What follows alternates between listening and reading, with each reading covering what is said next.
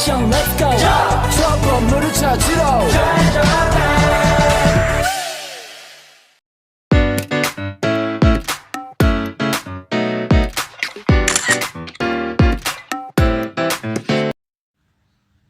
Hai guys, jadi di video kali ini aku bakal bahas tentang komponen belajar. Yang pertama ada tujuan pembelajaran. Tujuan pembelajaran merupakan deskripsi pencapaian 3 aspek kompetensi, pengetahuan, keterampilan, dan sikap. Murid yang perlu dibangun melalui satu atau lebih kegiatan pembelajaran. Tujuan pembelajaran disusun secara kronologis berdasarkan urutan pembelajaran dari waktu ke waktu yang menjadi persyaratan menuju pencapaian pembelajaran. Secara operasional, komponen tujuan pembelajaran dapat memuat 3 aspek. Yang pertama, kompetensi, yaitu kemampuan yang dapat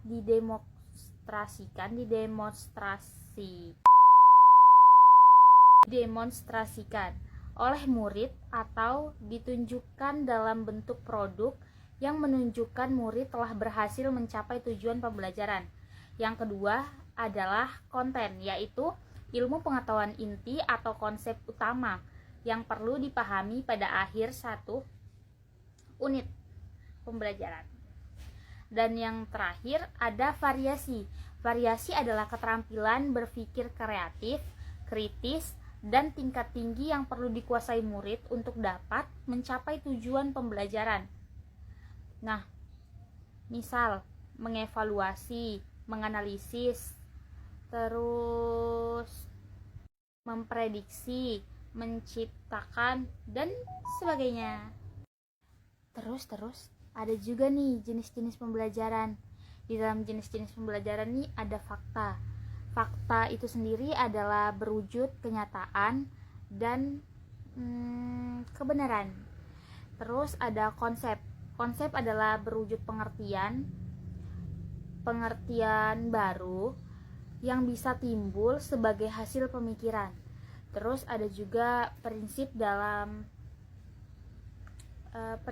berupa hal-hal pokok yang memiliki posisi terpenting. Terus ada juga prosedur. Prosedur itu merupakan langkah-langkah sistematis atau yang berurut. Ada juga macam-macam metode pembelajaran. Menurut Nana Satjana, terdapat bermacam-macam metode pembelajaran.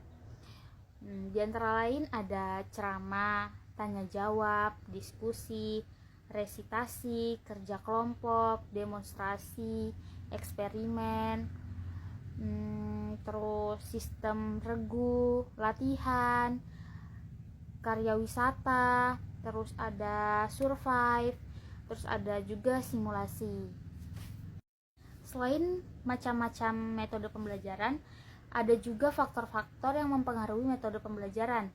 Yang pertama itu ada siswa atau peserta didik. Yang kedua ada tujuan pembelajaran yang akan dicapai. Yang ketiga ada faktor materi pembelajaran. Yang keempat ada situasi pembelajaran.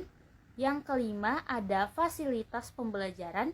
Yang keenam ada faktor alokasi waktu pembelajaran. Dan yang terakhir ada guru. Nah, ada juga sumber belajar.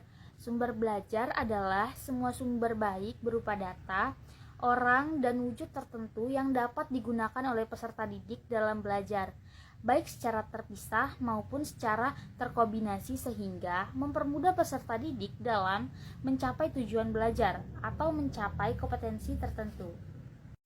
Evaluasi. Nah, evaluasi adalah kegiatan untuk mengumpulkan informasi tentang bekerjanya sesuatu, yang selanjutnya informasi tersebut digunakan untuk menentukan alternatif yang tepat dalam mengambil keputusan. Semua kegiatan mengajar belajar perlu dievaluasi. Evaluasi dapat memberi motivasi bagi guru maupun siswa. Mereka akan lebih giat belajar, meningkatkan proses pemikirannya. Mungkin itu saja video singkat tentang komponen belajar. See you next time.